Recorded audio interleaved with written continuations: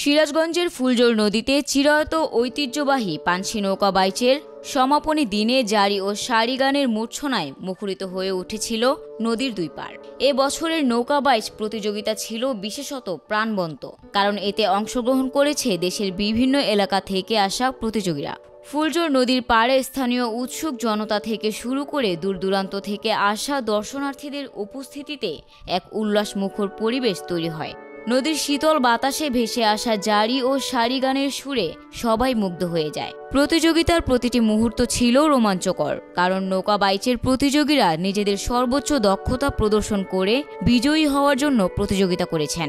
স্থানীয় এক প্রবীণ গ্রামবাসী জানান, প্রতি বছর এই নৌকা বাইচ আমাদের সংস্কৃতির অংশ হয়ে উঠেছে। নতুন প্রজন্মকে এই ঐতিহ্যের সাথে পরিচিত করানোর জন্য এর চেয়ে ভালো সুযোগ আর কিছু হতে পারে না। জারি ও সারি গানের ঐতিহ্যবাহী পরিবেশনা এই প্রতিযোগিতাকে আরও উপভোগ্য করে তোলে।